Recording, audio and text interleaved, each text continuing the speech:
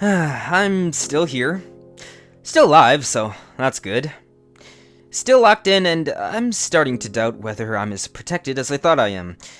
Today was the day that we were planning to try and leave this place, but with everything that happened, I don't think we'll be leaving anytime soon. The water and electricity are still working, which is surprising. It might be that not the whole town has been evacuated, or that some skeleton crew was left to take care of the necessities, just to be prepared for everything.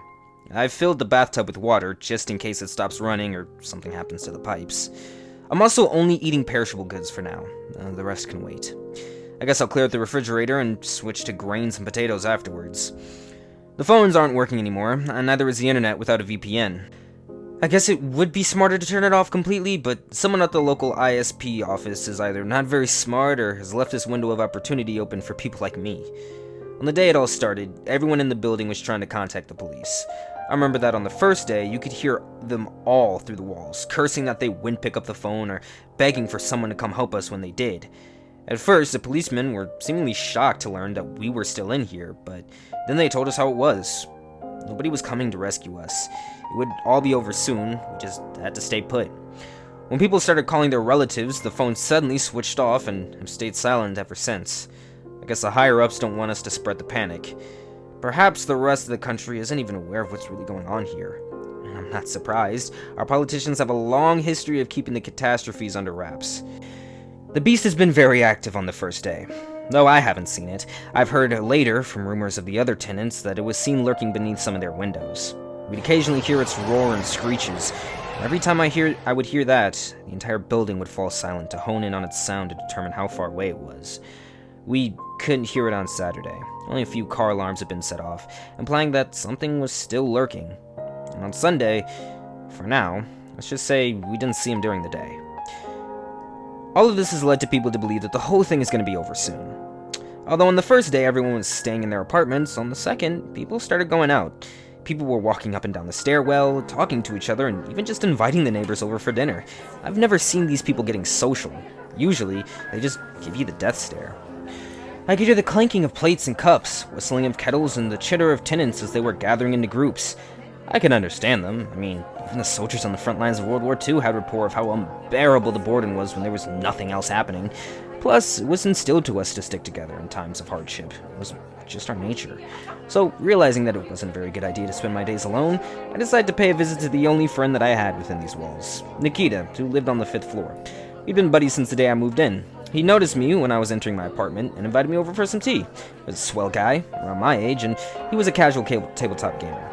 We'd spent many of our evenings playing Monopoly and Jackal in the past with him and his girlfriend, and it was her who opened the door. I instantly recognized from the look on her face that something was very wrong.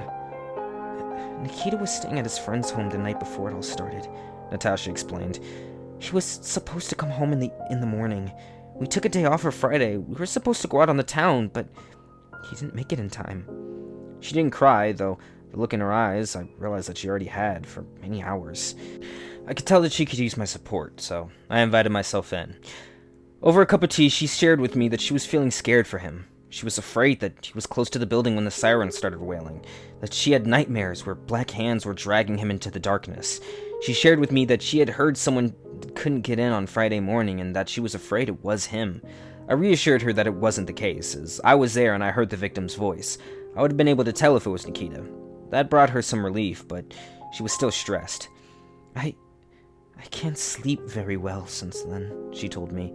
I wake up every night hearing footsteps above. I keep hoping that it's him, but I know that's not the case. On my way back from Natasha's, I met up with the man who claimed to be a professional welder. He was carrying a box of tea to his neighbors. Curiosity got the best of me, so I struck up a conversation with them, hoping to learn something about the welds, and if they could tell me anything about the welder. Well, it's all over the place, he informed me. The welds are mostly fine, so I can tell whoever did it knew what he was doing. But they're also really messy in other spots, especially the corners, and there were a lot of slugs left. Whoever did that was probably in a hurry, and drunk. His hands seemed to be trembling. I can't stop thinking about it. The perpetrator is somewhere in the building, I know it. There's 4 separate flights of stairs, 5 doors, 4 apartments for each floor grouped around a stairwell. So, 80 apartments in total. If I go by elimination, I'd be able to find him eventually. It's not like I have anything better to do at the moment. I spent a good hour examining the floor, trying to find some clues, and all I got was a cigarette butt that may not even belong to him. It was a Russian brand, Shoizo Apollo. Nasty stuff. Makes you cough your lungs out. I might take a look at the paint cans mounted on each flight of stairs, the improvised ashtrays. Maybe I'll find something there. Some people don't have the luxury to just kick back and pursue some personal quest like I do, though, and they genuinely need to get out. An old man in his early 60s knocked on my door. He was looking for insulin. He'd been planning to get it from the nearby drugstore on the morning that we were all locked in. During the last few days, he used up the last of his reserves and was now desperately in need for more.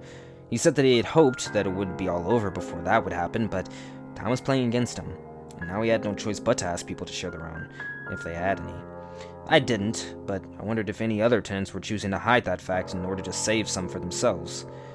When I noted that I hadn't seen his face before, he informed me that he was from the next flight of stairs. He said that he had to get up onto the roof to come over here when all of his neighbors told him that they didn't have any insulin on them. I heard that there had been shortages of insulin in the drugstores lately, which was probably why the old man didn't have any stock on him. "The drugstore's just across the road from our building," he complained to me. "I can see it from my window. They were supposed to bring in a new batch on Friday morning, but when I came downstairs, the door had already been welded shut." His last sentence intrigued me, so I asked how early he tried to leave the building. "It was 6 a.m., son," he informed me. "The pharmacist told me that the truck with the insulin was going to arrive at 9 a.m., but I thought I might get in line early to make sure that I got enough." This left me very heartbroken, but it also gave me a clue. The perpetrator must have finished what he was doing before 6 a.m., and if this old man who needed insulin was able to get up onto the roof, surely the mysterious perpetrator could also do the same. That would allow him to weld all of the doors shut from within. Perhaps it was even him who was waking up Natasha at night, or maybe someone else. I didn't want to jump to the most horrible conclusion right away. I mean, if something was crawling on the roof, it wouldn't miss its chance to go inside the building. Unless it was already here, hiding in one of the apartments. There were talks that we could make a break for it. Make a rope out of bed sheets, hang it from the window, and then get down from the second floor's window, one by one, and then head to the other side of town. We were acting like a group. Today was the day we were going to set this plan into motion, but it didn't come to be. Last night, I woke up to a sudden sound. When I opened my eyes, it was already over. But I knew what I heard. That scream, the howl, similar to the one that beast produced, only somewhat different. I lay in the dark with my eyes open, waiting for it to repeat, but there was only silence. I heard footsteps above, and it seemed like I wasn't the only one who had been woken up by it. Getting up to my feet, I glanced at my phone. It was 3 a.m. I tried going back to sleep, but I couldn't keep my eyes closed. The howl, the implications of it were keeping me awake. Deciding that I wasn't going to go to sleep anyway, I got up and headed for the balcony. "Oh, hey there," my neighbor, Maximum, startled me. His balcony was only a few meters away from mine, and he decided to go out for a smoke. Even though it was a December night, he was wearing only his underpants. "So, you heard that too?" He pointed with his cigarettes. I nodded. "Yeah. You think it's back?" "It didn't sound like it." Maximum confirmed my suspicions. "It sounded different, you know? Like a different breed or something." "Yeah, I thought so too. Do you mind passing me one?" I asked Maxim. He threw me the entire pack. "Take it. You might need all of them."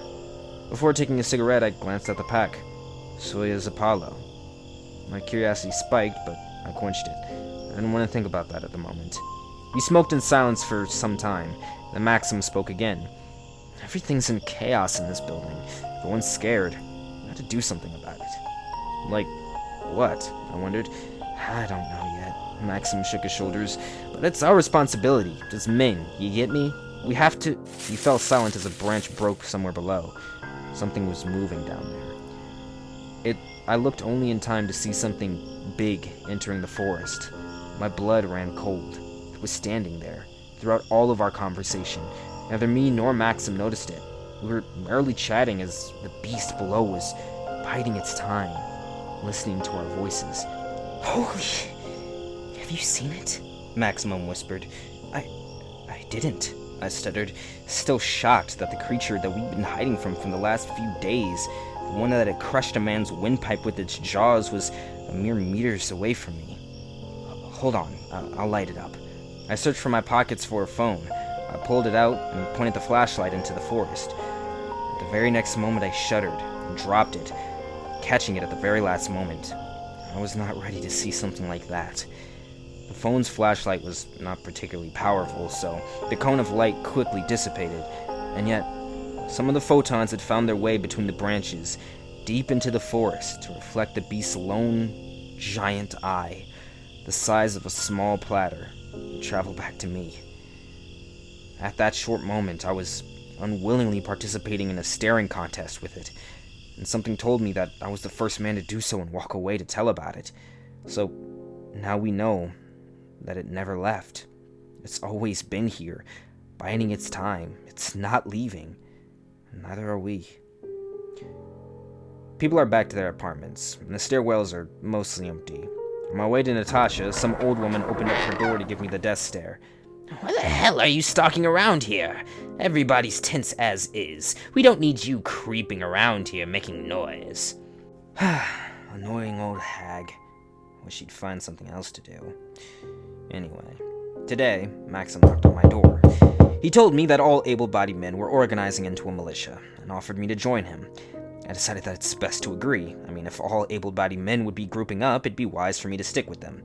Even if it could mean that I'd be this building's first line of defense. Well, on the plus side, I'll be able to keep my eyes on Maxim.